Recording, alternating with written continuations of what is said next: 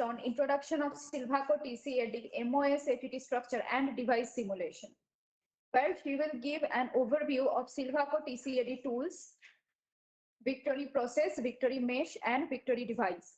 The example demonstrates 2D process simulation for 28 nanometer NMOS transistor with shallow trench in isolation. The simulation deck consists of about 20 actual process steps like etching, deposition, ion implantation, diffusion or oxidation, and more than 50 auxiliary statements, including initialization, mesh generation, exporting structure for visualization, and parameter extraction. So now I request ma'am to take over the session. Over to you, ma'am. Hello, everybody. Am I audible? Yes, ma'am. Okay, sounds good. Thank you. Thank you all for joining us today in this workshop. As you know, I'm from Silvaco, a TCAD application engineer. We have, if you've not heard of Silvaco, I think you would have. It's one of the best global companies that provide software solution for TCAD, EDA, and IP softwares.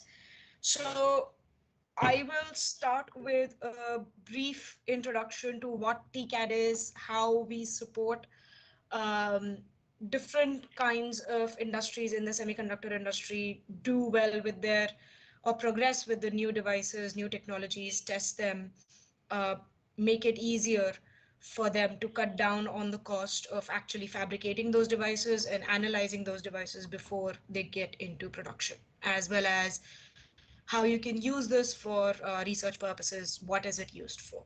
So let's dive right in. I'm gonna share my screen. Just a second.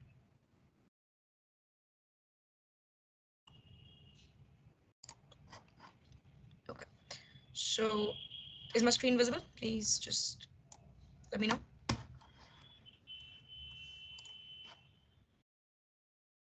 Yes, it is visible. Yes. Okay. Okay. Thank you. So just okay. So today's conversation is going to go in a very light, interactive manner. Interaction will happen at the end of the conversation because I'll take care of all the questions that you might have regarding the tool, as well as your questions as to what can we do with the tool at the end of the presentation.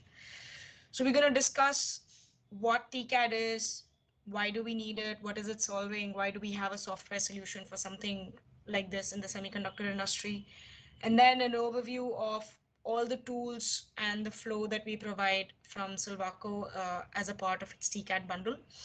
A very brief introduction of how you can model or how you can simulate a very simple MOSFET device in using our TCAD tools. So majority of our discussion is going to be focused on running the example live and going through the syntax and going through the statements line by line and seeing what they mean. But we will not go into, we'll not take a very deep dive into the intricacies of the tool, because the complexities can grow as and when the device complexities grow. And ultimately, we'll look at all the freely available resources that are available online for the users to educate themselves on the tool, to see how it runs, to run some examples, to basically play with the tool at their own pace.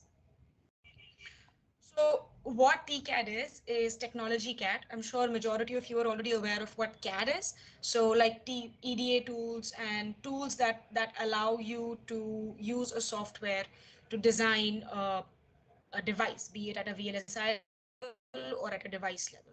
So when you're doing it at a device level, basically at a transistor level, we call it technology CAD.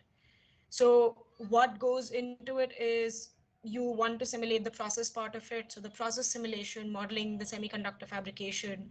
So from front end to the back end of the line, you can model the entire process flow. in a TCAD tool.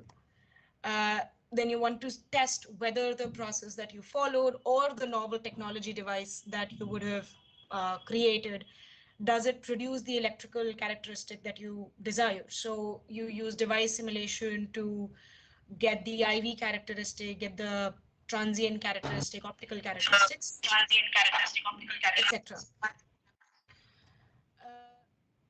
Where it's most useful at the industry level is, as you can estimate, being a software, the development cost reduces significantly. So if you're able to save like 30% of your capex in something that just uses a software, then you definitely go for it for your POC of the devices. Then you can also visualize the internal physical processes. What that means is, when you get a chip out of, let's say, TSMC, and you run it and it doesn't give you the desired results, you can only guess what might have gone wrong in the device. You can't actually see it. You can just see a blown up device. What you can do with TCAD is you can analyze what happened in the process flow that could have caused a certain defect, what could have caused a certain short. Was there any device feature that I can improve to get a better performance? So you can literally see inside the device. You could also do virtual experimentations, which means you can run DOEs comprising of thousands of test cases and find the most optimized solution, and then work on, designing that or fabricating that solution. And most importantly, given the time and age, how semiconductor has become such an integral part of the entire industry, a use of a tool like TCAD tools allow internal company communications, which means the device team will interact with the layout team so that they know, how the entire look like. Usually, there's little or no interaction between these two teams. Needless to say, it's just a software. So there are current challenges that you face, as in any software would, is it is guided and limited by the physical models and characterization, which means it will be using everything that we know so far, that we have tested so far, and we have reliable results. We have data to back it up. We have data to model it. Then the user who's using it, it's like any code, garbage in, garbage out. So if you know what you're doing, if you tell the tool exactly what you want to do, only then it'll produce the desired results. It is not a push button solution. So for precise modeling, the user needs to have a good understanding of device physics, a good understanding of process fabrication, as well as structures and meshing and numerical analysis. So the other limitation is the size of it. We have reached a point where device sizes have become very intricate. That makes the entire computational memory computational size of it really complicated and large. So we're moving on top of that, we're moving on to 3D devices, we're moving on to complex geometries. So the resources are heavier resources are now required to do the same simulations. Then, as I made, the trade-off between accuracy and the time needs to be understood by the user as well, because again, the more, if you understand the numerical analysis part of it, then you also understand the more complex the math is, the more time it's going to take. Similar to anything that you go, let's say, in the quantum realm. And then the most tricky part of modeling anything in TCAD is the access to IP information, foundry information. Sometimes you get access to them, and that helps in modeling the entire process very quickly. But if you don't, then you're stuck on a guess game. Like maybe the gate length is this much, or maybe this is the amount of defects. That's where patience counts. So this is an overall package of our tool set, of our TCAD tool flow. It covers going from, we say atom to system, because we can model from an external tool, like from a layout, a bare bone layout that has not been realized into an actual device yet. Go through process simulation using Victory Process, Victory Mesh, take the structure files out, analyze them, they look okay, regions look fine, mesh looks fine.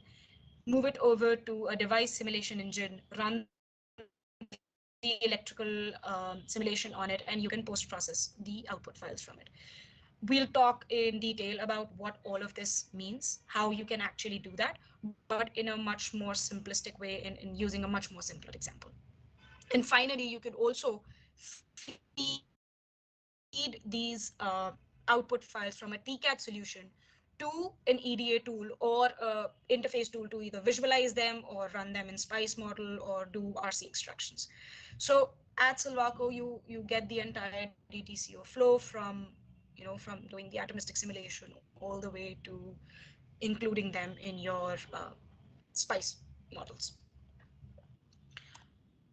Then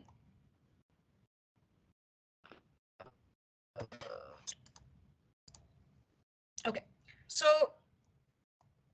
without wasting any further time, we'll just go into what the tools look like and what kind of tools do we have. So first is the interactive tools. These are the tools that are going to help you interact with various engines. You can run things in batch mode, but it's much easier to go through the graphical user interface and use the visualization tools as they're very well synced with everything that you're simulating. So the GUI that we use to write the deck, get the runtime output, and monitor the output and variables is called deck build. On the left, you can see here you have 4 windows currently open on the deck build view.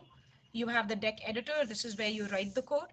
Then you have the runtime output is when you run the code. This is where the runtime output gets loaded. And this is where any variable that is being extracted as a solution from any of the run here gets recorded here, and all the log files, structure files, data files that are saved from this run are saved in this output monitor. Mind you, these are not the only windows available. These are all tunable. You'd see when I'd show you a live latest deck build window, what all can we do with it. But these are the bare minimum that you need to run and analyze an input deck properly. What you see on the right are snapshots of Tonyplot and Victory Visual, which are visualization tools. They are used to visualize anything from a 2D, 1D structure all the way to a 3D and atomistic structures. You can visualize log files, contour plots, junctions, everything that you need to understand what's happening in a device post, before and after any step. So you can analyze it thoroughly, what's actually happening in any line that you give, what command you give. Uh, Launching the tools is very simple. You simply open deck build, and the moment you start any engine with the command go, it recognizes as a prompt to initiate a certain engine. So Victory Process, for example, is our processing tool. So when you say go Victory Process, it launches Victory Process and runs the rest of the code under Victory Process engine. Sim flags allow you to set simulation flags. Simulation flags means how many number of cores do you want to run it at. In Victory devices, for example, you can run the tool at different bit precisions. We'll talk about it a bit more, what bit precision means in terms of running a device simulation, but you can change the bit precision, and you can change, let's say, the tool version. So you can run the tools at different versions by changing things at SimFlag level. So before we again get in, we're going to start with a process simulation. And what we need to initiate a process simulation is the clarity of the device structure. So you need to know before you even start writing a code, which is true for any code that you'd write, you want to set up the algorithm on a piece of paper first, right? So you need clarity of the device structure. What are different lengths? What is the doping concentration? How does my structure look like once it's done?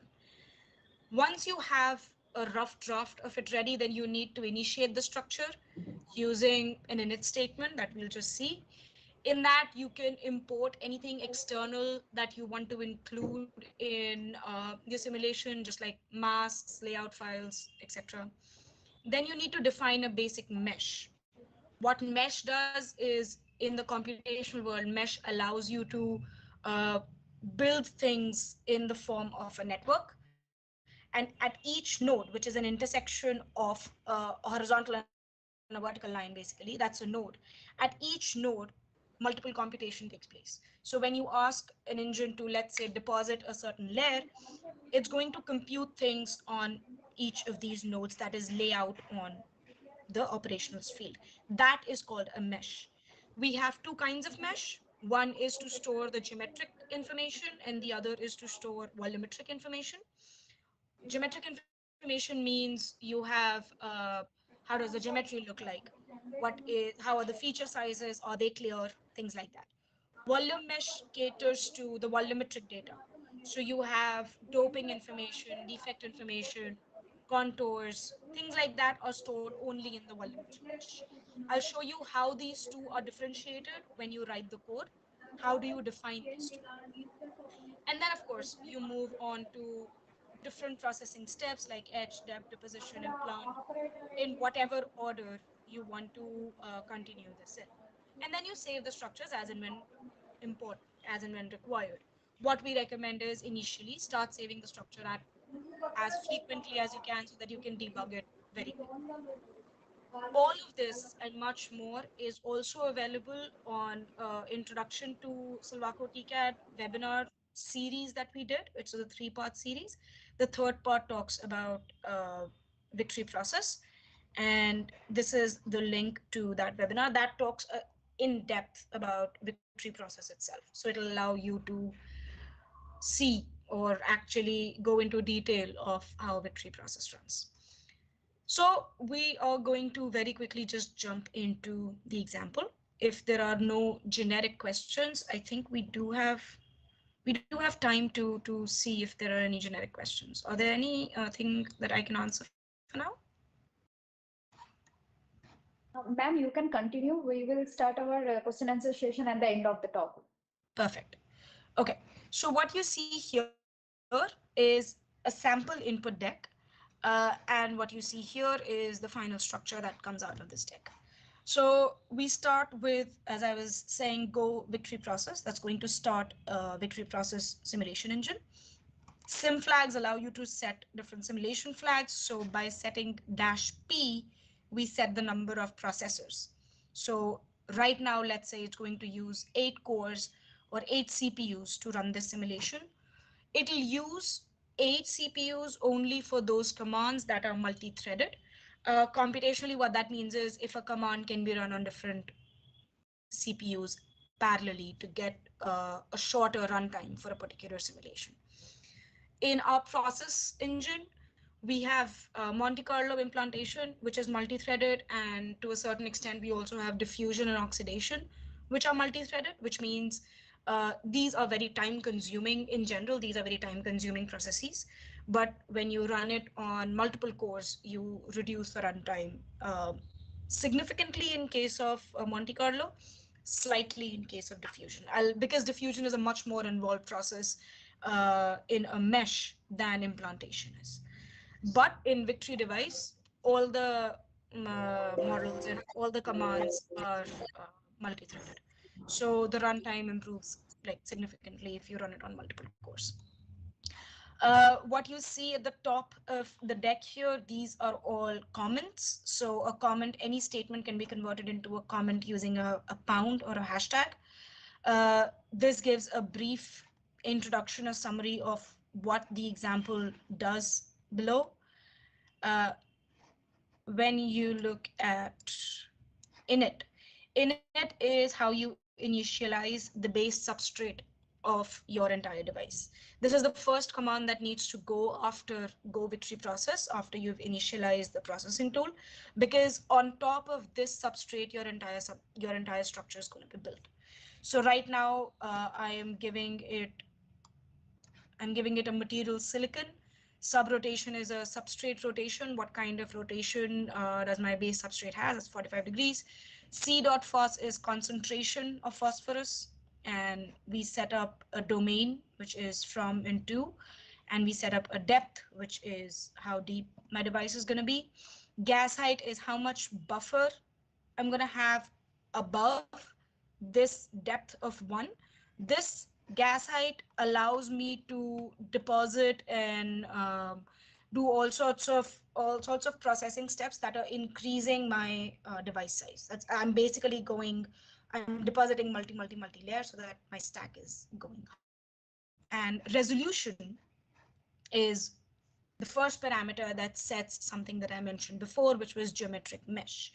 So what resolution means is, and in detail, you can find it in the webinar tutorial in detail, what it actually means. But resolution means how small of a feature size can it be resolved. So for example, here it says 0.01 micron, comma 0.01 micron, that's X and Y. In both X and Y dimension, this simulation will be able to, on a planar surface, be able to resolve a 10 nanometer length and breadth. So this is a geometric specification. This gives the this specifies the geometric mesh. There's another parameter that gets added onto with resolution, which is not mentioned here. It's called mesh depth. Mesh depth is another mesh nesting parameter, which is an integer. It goes from 1 to 3. What it means is if I have a 0.01 10 nanometer by 10 nanometer box, then I can further nest it into 4 quadrangles and make it into even smaller mesh sizes. So it allows me to automatically nest certain regions, certain corners of my simulation to a much smaller resolution in as compared to what value I gave at the resolution parameter. The geometric mesh can be set up only at the beginning because this is where it's going to decide um, what is the geometric complexity of my device. Then we come down to volume mesh. Volume mesh is defined by line statements.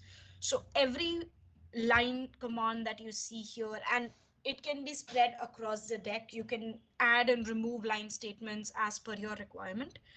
Um, Line statements need to be finer where action happens. That means where you have to capture the doping, where you have to capture the main conduction current. Like for example, in a GAN HEMT, you need a very tight volume mesh where the 2-deck is.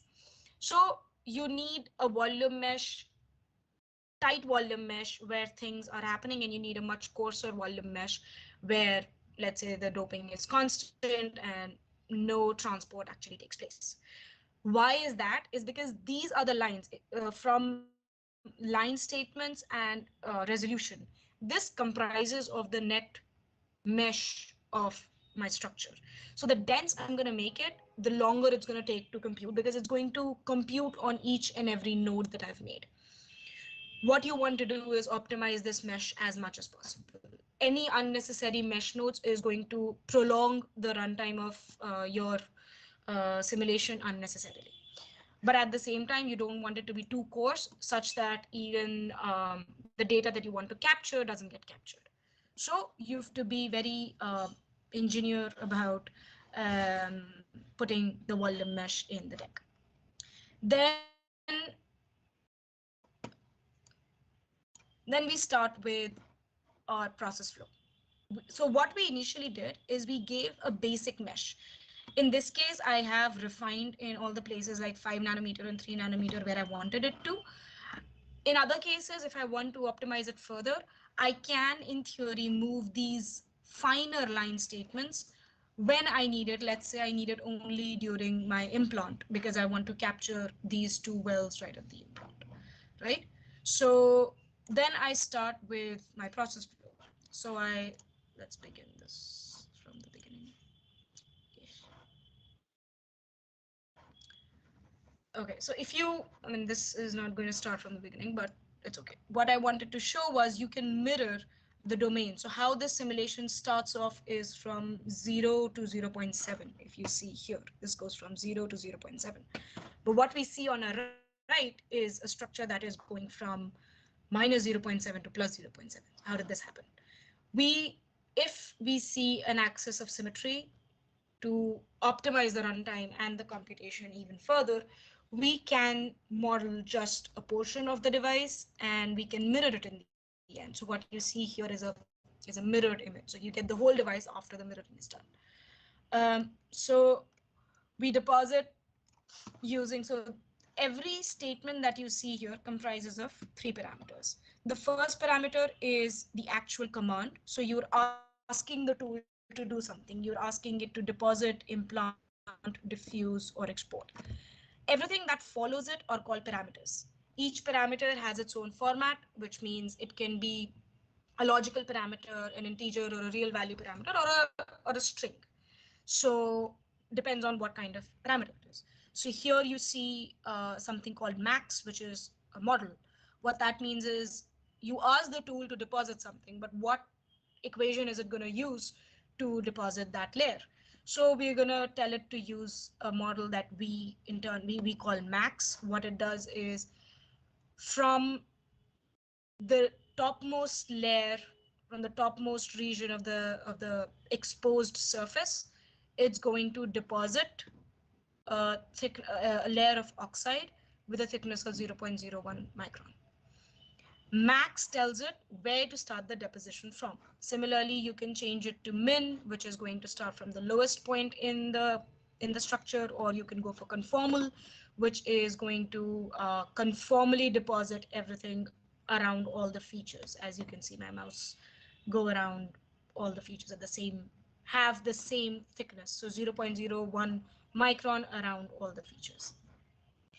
Then we implant the structure with boron. So again, the statement is implant. Boron is a parameter. Dose is a parameter which gives it the dose, and energy is the parameter in keV that gives the energy. This is an analytical implant. You can convert this into a Monte Carlo implant. The difference is one is an empirical solution, the other is a more physical solution. Monte Carlo models each and every ion that hits the lattice or the mesh of the structure and gives you the right scattering. Basically, you get the right RP and the peak from the doping. Analytical solution models it. We have data from various resources that have calibrated these implants on different substrates, and we have been able to uh, get empirical models that are able to give you the right doping for that energy and that dose very precisely. So unless you want to run the actual BCA or the actual Monte Carlo implant such that you can see stray islands, or you want to see the shadow effect, anything like that, then you want to use Monte Carlo implant, or you're using a novel, let's say, a different material and a different energy. Otherwise, analytical implants give you a smooth profile. It gives you a very quick run because the profile is already defined. Then we go to diffusion steps. So with diffusion, anybody in the semiconductor processing field would know with diffusion, you can do multiple things. You can grow oxides, you can anneal, you can rapid thermal anneal, and you can activate the ions, electrically activate the ions, and we have models for all of those as well. So here what you see is we implanted boron and we just anneal the substrate. So we basically just diffuse the dopant further into the well. All these can be read from a simple foundry led rule card, like a run card, where you have all the processes and just cut, copy, paste. Otherwise, you can design your own process flow. These are very high level coding language. You don't need to use semicolon. You don't need to worry about syntax. The only syntax that you need to worry about is what is my statement, what is the parameter. That's it. Nothing else matters in this at this level of coding. So then what we say here is we want to export the structure. So we want to see how this implant went. So we'll export the structure in an str file. This file can be visualized in Tonyplot or Victory Visual, as you can see here. And you can also do it as an external open Tonyplot on its own and visualize the file there. Similarly, once we have diffused, we have the wells, we want to get these vias in, which is isolation. So we etch. Write to means we are masking certain region of the device, and that is where the left of all of this is going to be masked. Only the right of 0.55 is going to be etched. So this gets etched using dry model, which is an isotropic etching model. So all of this gets uniformly etched only in one direction. And we tell it to etch it at a certain angle, which is also a part of process flow that you want to etch.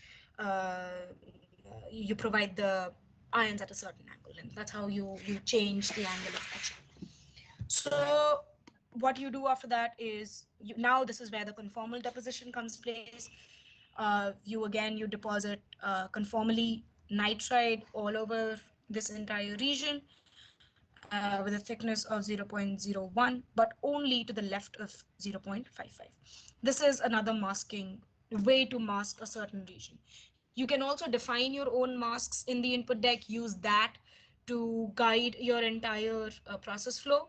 The benefit is you don't have to worry about domains. You don't have to worry about, let's say you change the feature size a little bit. You don't have to worry about changing it manually again in things like left to or right to here. You can simply readjust the mask and start the process flow all over again. The entire thing is going to get readjusted. Rest all is sure. You fill in the trench, that is this one, then you CMP it, which means you deposit oxide max thickness 0. That only means at the highest level the thickness is 0, which means anything that's below it is going to get filled up. So it's going to get filled up all the way to the highest layer of deposition. Now I extract the structure again just to see what these extract statements are doing is they're extracting certain features out of that final structure, the VP2DX12 here.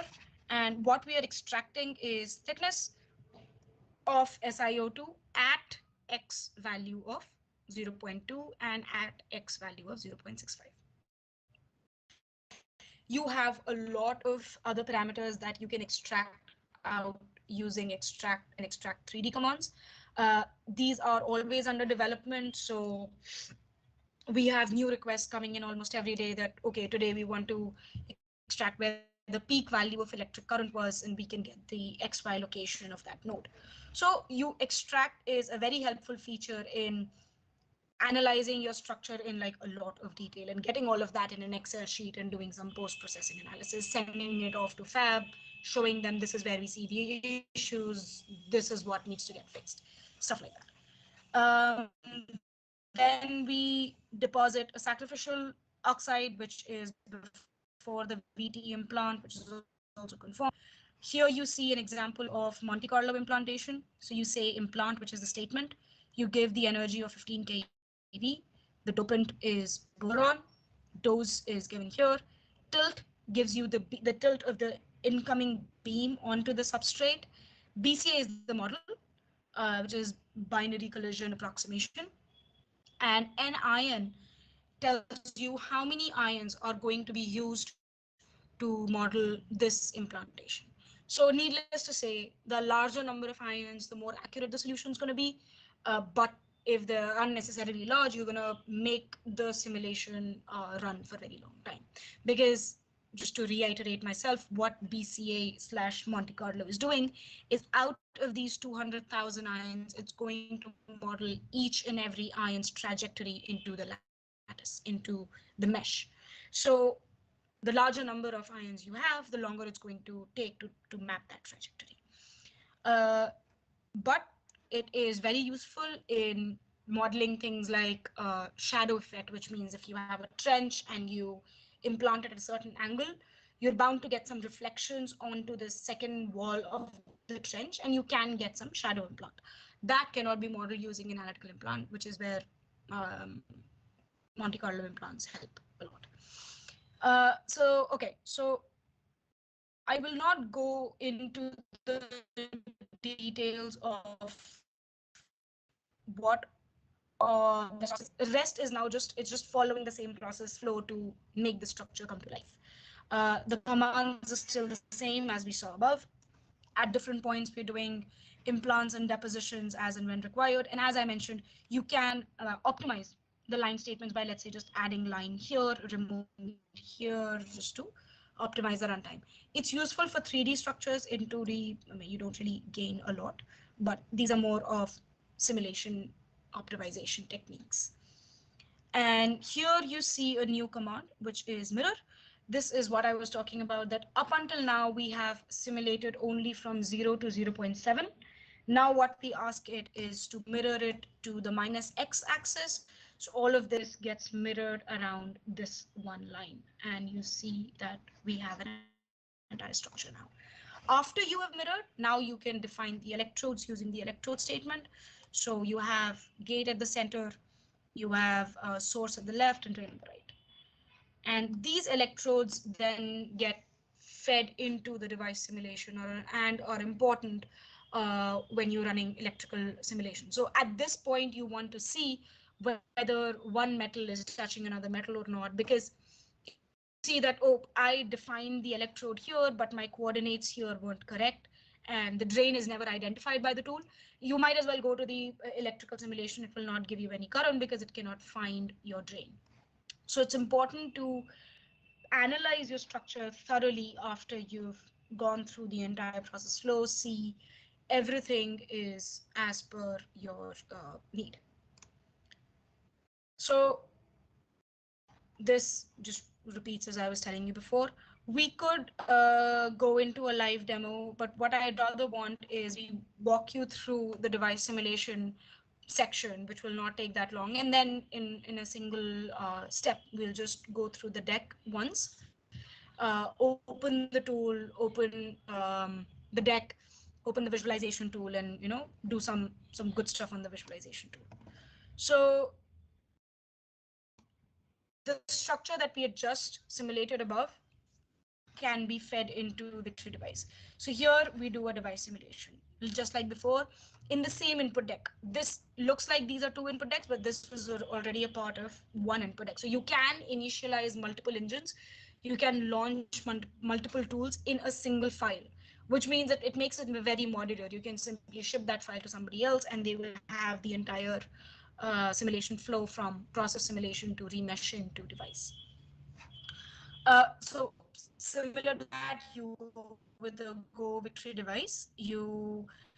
Using mesh in file, you feed in the structure that is previously simulated. It can be any structure. It can be the structure, I mean, any in the sense you could have run this, any variation of this somewhere before, and you can simply load that str file in Victory device. You can also create a structure or the entire device if you don't care about the process part of it in Victory device itself. So basically, you can emulate the entire device in Victory device. It will be geometric, it will be boxy, Manhattan structure, but it will give you an idea if you have the right physics in mind, if you have the right device characteristic in mind, are you getting the right threshold voltage? Because you want to optimize and get into the process flow only once you have a functional device. So using mesh statement like this, and then using some commands like x mesh, y mesh, like we did to define the mesh in Victory processes. It's similar. You can define the mesh and you give the regions, you give the materials, and you should be able to design the device in Victory device itself. We will not talk about that today, but as I mentioned, the 3-part series that we had, the second part talks about Victory device and goes into a lot of detail of how you can use Victory device to run previously modeled structures or create a new device altogether and run it for electrical simulation. What we're going to see today is the MOSFET that we had simulated just now, how we can get the IV characteristic. So we feed in the structure and we immediately tell the models that we want to use.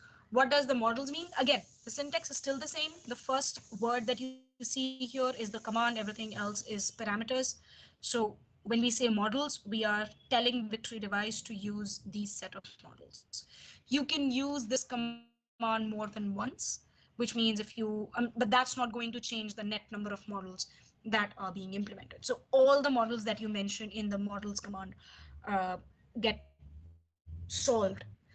You can you don't want to overdo the number of models that you put in the model statement, because just like mesh, each node and each equation is going to be get calculated on each of those nodes. So the more number of equations, the heavier the simulation is. So you want to give you want to restrict it to just the physics that you need to get simulated.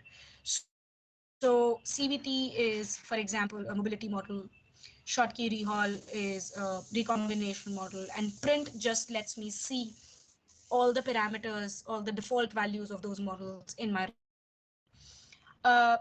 Mind you, we can localize these models to certain regions, which means, let's say in this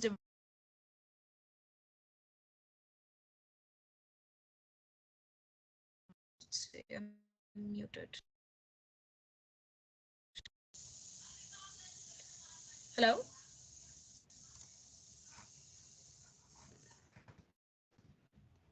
And we are audible. Yeah, okay, I think I got muted for a little bit. So, okay, we have regions that we can use. We have region number that we can use to localize a few models into in any of these devices. So for example, here, this entire region is made out of silicon, but this is made out of nitride. I can, in theory, tell my tool to use a different mobility model in nitride than in silicon.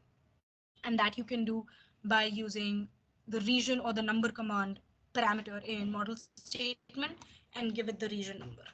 So now that the model is decided, you go ahead and you give the contact information. The order of this doesn't matter, but it needs to be comprehensive. I usually define the contacts before everything else, just out of aesthetics of the deck, which means that the models are the physics that's going into modeling any of these parameters. So in this case, when I declare my contact is different from electrode. Electrode defines a certain material to be metallic. It will be only conducting. You don't have drift diffusion being solved in that material at all. You just have Poisson giving you the potential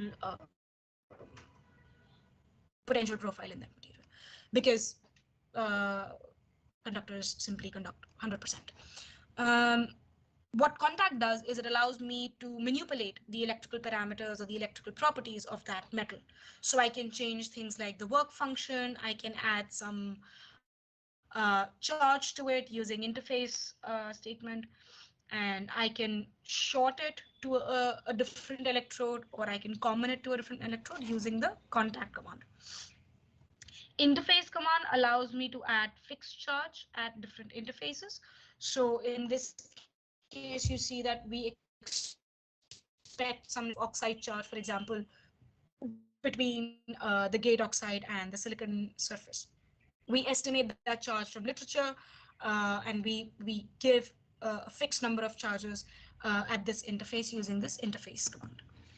Method provides the numerical techniques that are going to be used to solve the equations that are given in the model statement. So like Newton, Raphson, PAS for parallel modeling, direct simulation. So you have iterative numerical techniques, and then you have non-iterative and linear and non-linear numerical techniques. So if you don't give any method, it's just going to use a direct solver, which is a non-iterative linear solver.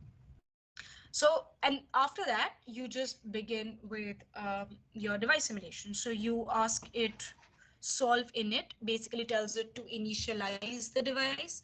Solve init runs, and this is important because we don't do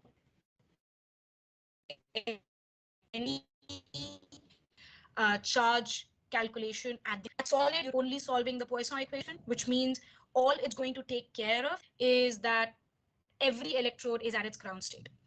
When you do a solve previous, you ensure that there is no charge transfer or there's no charge transport yet at the ground state, because what we're assuming is a flat band. We are not assuming any potential difference between any of the electrodes without us applying it, apart from, of course, the Schottky barrier that contact had defined.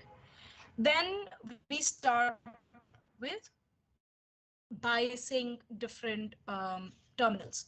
So our command is solve, and a parameter is V drain, which tells me change the voltage of an electrode called drain, and change the potential to 0.1 volt.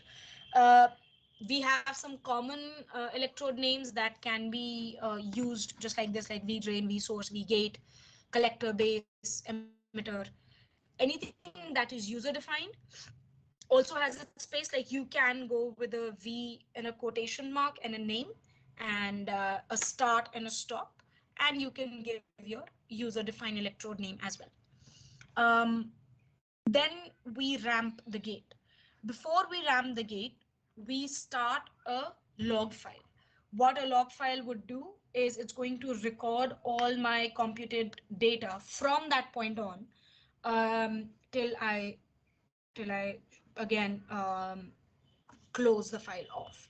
So basically, I start with a log out file, out f or out file, give the file name, and the extension that I want to use is .log. For structure files, it's .str. For log files, it's .log.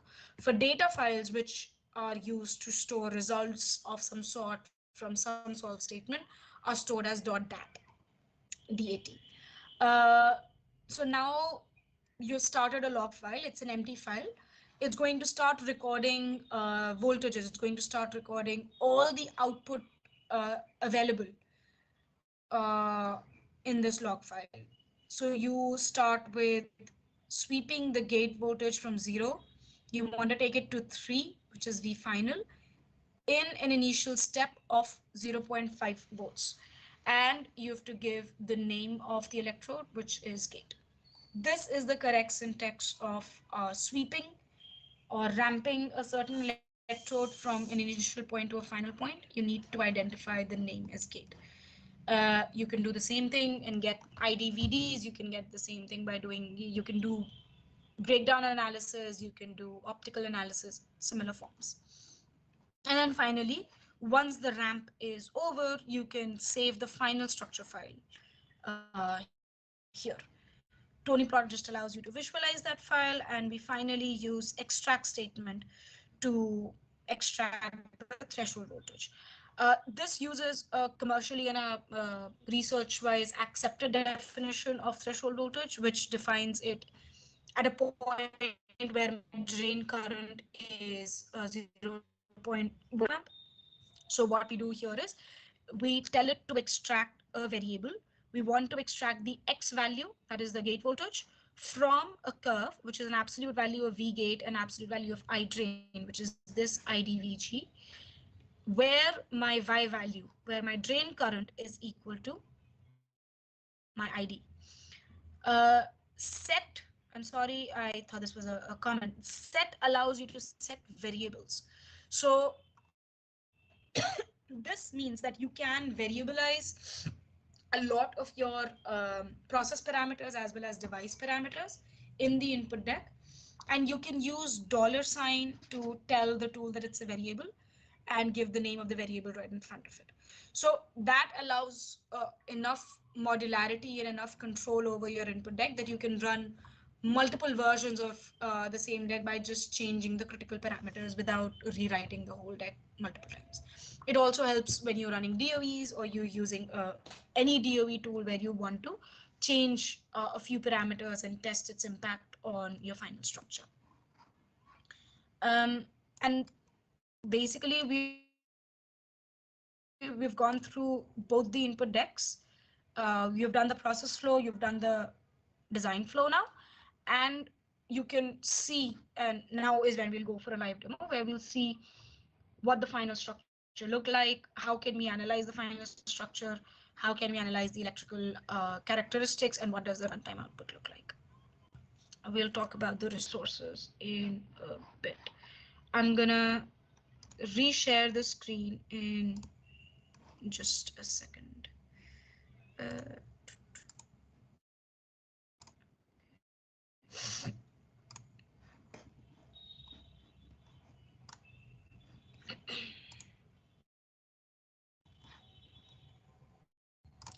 So I think my screen is visible.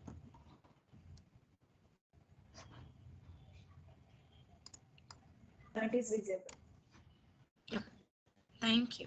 So this is how our latest deck build looks like.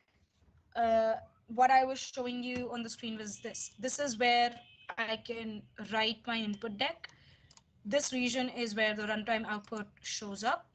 This is the variable history, which means any of the set parameters that I can, let's say that I write set, it's going to turn pink. It tells me that it is right. This is my variable name and I call it test. Let me save this and I can use, this is the tool ribbon. I can use all these shortcuts to do multiple things in the deck. So for example, I can place my cursor using go to line at any point in the input deck. So let's say I don't want to run the process flow. I want to directly start from my device simulation. So I go down to the device simulation and I can start the simulation from here. But all of this is only for testing purposes. I can also add a stop line, which allows me to run the simulation at still a certain point. So for example, this allows me to kill a simulation. So for example, I can run this just here. So this is the runtime output. So what the runtime output currently shows here is this. What version of the tool am I running? Where is, so here.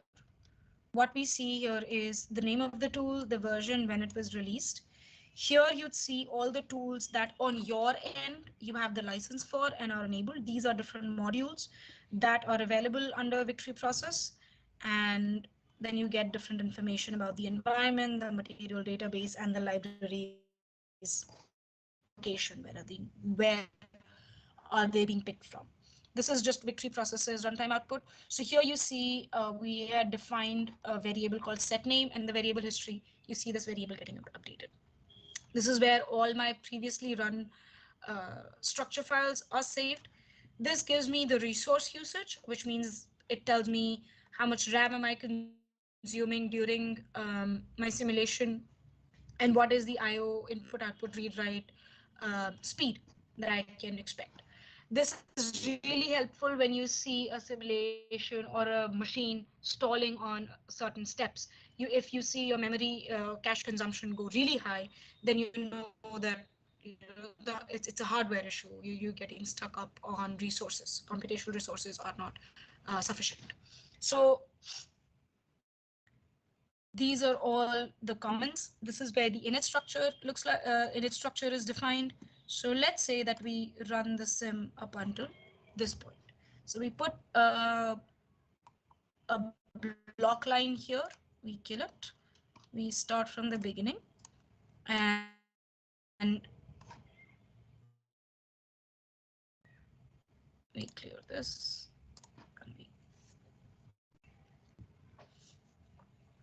Okay, so this is something new that we have added to our deck build are these history points. They allow you to run the simulation from any previously run or loaded point. And it also allows you, so if you see here, we have this recorded, like this line is recorded as a history point. I can generate the structure directly from here. These structures are not saved. They are saved in a temporary folder, which means the moment I kill this session, that file gets removed. So I'm not really wasting my hard disk space. I can by enabling the history record, and at that point it's going to remember, it's not going to delete that hidden file. So if I double click here, it's going to open Victory Visual, which is our visualization tool, and it'll show you the 1D profile that is at this point. So at this point, so one thing that is good for Victory with Victory process is, even if you have a 3D structure, you don't always start with a 3D simulation. That's how we optimize the runtime significantly. unless and until your domain, simulation domain, goes into the third dimension, the simulation doesn't move into 3D. So if the deposition was throughout the layer, the entire structure is still 1D, it doesn't go to 2D as well. So what you see here is just a thin layer of oxide being deposited on silicon substrate. Victory Visual is one of our newer tools. Tonyplot is still not retired, but it's still one of the active visualization tools that we have. So let's visualize one of these structures in Tonyplot. So if I open, this is the final structure. I can write, so on my output statement, I can right click on the structure and I can ask it to plot it. This plot by default for now opens it in Tonyplot. So this is Tonyplot. This is how my structure looks like at the end. I can open various structures. Let's say I would have stored, let's something with spacers, and I can just open that. And this was the structure that the 0 to 0.7 that was being built, and this is after the mirroring. So we'll delete this.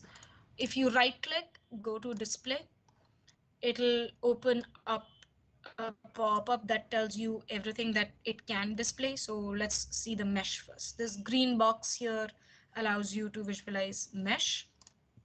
Click apply. This is your volume mesh. As I mentioned before, volume mesh captures the volumetric data like dopant.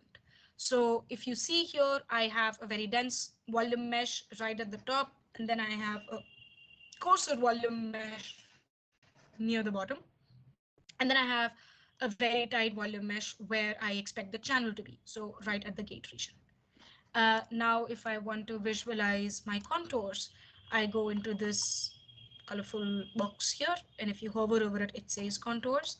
I deselect mesh and I say apply. This is how my contours look like.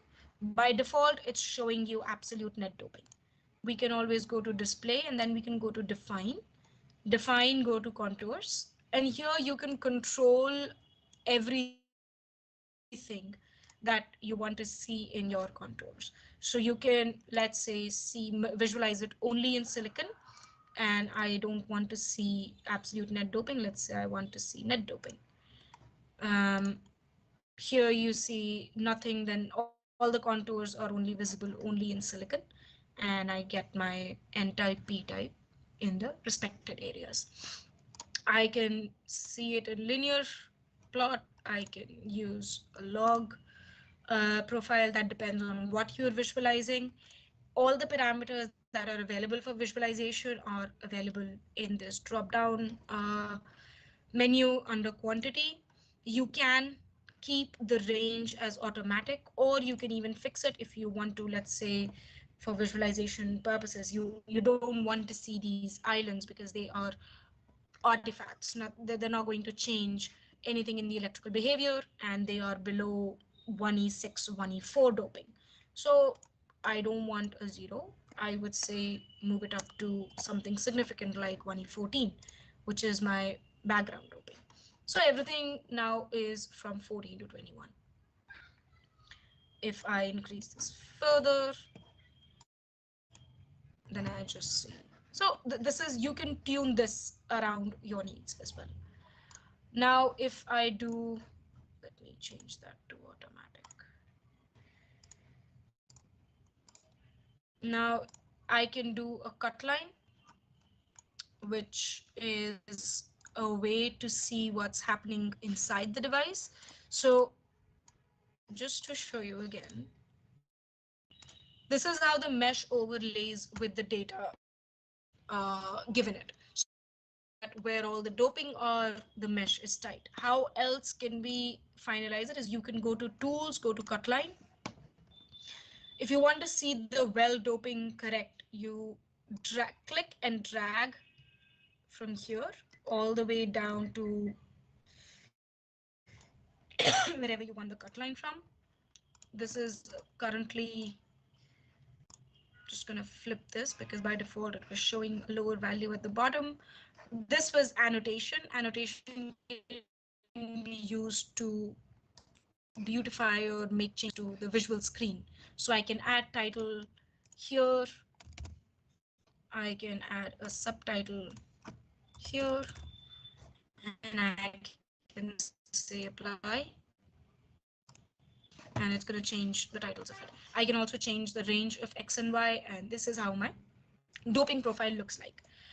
There are many more things that you can do to this doping profile. First, that is very useful, is you can export it as an image or as a data file as well. So you can get all the data or just the display data in a CSV format, and you can get it in CSV format or just the structure format and use it for any of the post-processing purposes. What you see now, you can also zoom in. So that is just a click and a drag. Okay. So when you zoom in, you see different cross points. These are all the mesh nodes that it is crossing. Now imagine if you had a very coarse mesh, you would see a very jagged profile which has very sparse nodes everywhere. Like even this, you'd see one node here, one node here. So your profile is not going to be clean. This is how you can see whether your volume mesh is good or not.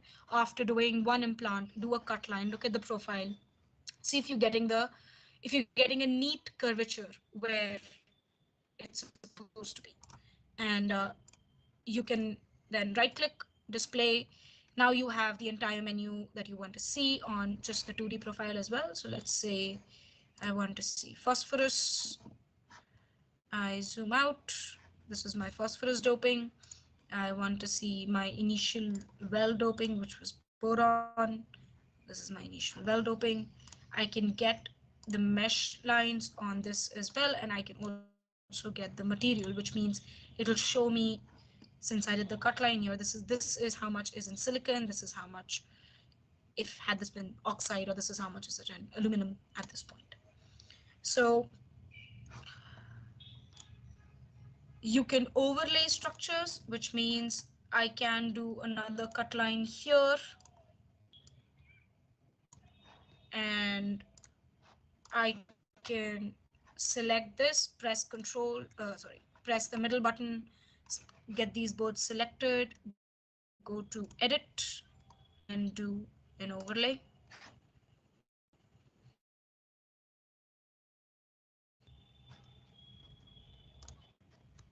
My network is, yeah.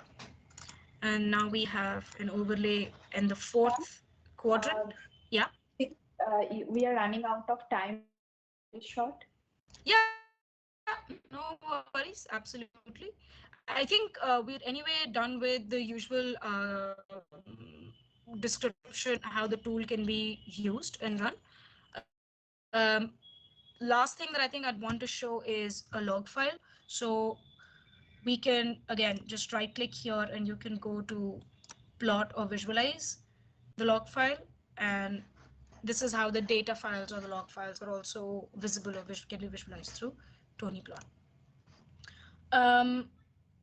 Let me just show you a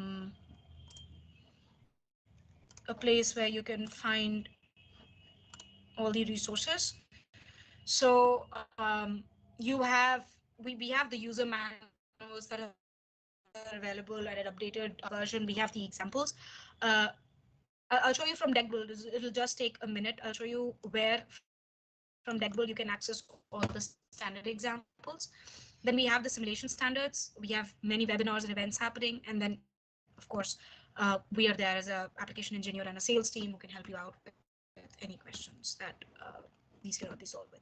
So you can get the user manual from one of our management consoles directly. It'll fetch you the latest and greatest user manual that you have according to the version of the tool that you have.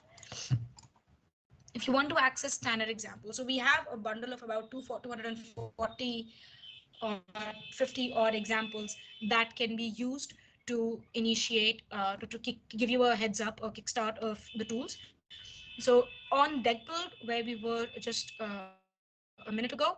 If you go to File and if you go to Examples, you can access all the examples in this dialog box. You just want to click Load, and that example gets loaded onto your current directory. Similarly, here you have simulation standards. These are white papers that we publish on a quarterly or a semi-annual basis. And you can access the entire archive at our website, from our website here as well. And this is the link to our website and the 3-part webinar series that we talked about that's going to help you in going through all the 3 tools. We did not go through Victory Mesh because of lack of time. We will cover Victory Mesh tomorrow when we talk about a specific example that's actually created using Victory Mesh, which the structure is created using Victory Mesh. So that's why I covered process and device today. All right, I think that's it. That's all I have for today. Thank you for all your patience. Thank you for bearing me for more than that was designed. And any questions are welcome. For this enriching talk. So yes, we have some questions for you. So the first question has been asked by Neha. So she wants to know that is Silvaco an open source code, and if not, then what will be the cost? So Silvaco is not an open source code. Silvaco is a proprietary tool. We license out the tool in form of modules. We can license out, like, it's licensed out on different bases, and the quotation will be shared to you with our sales team. I'm not the right person to give you the quotation for these tools. Sorry.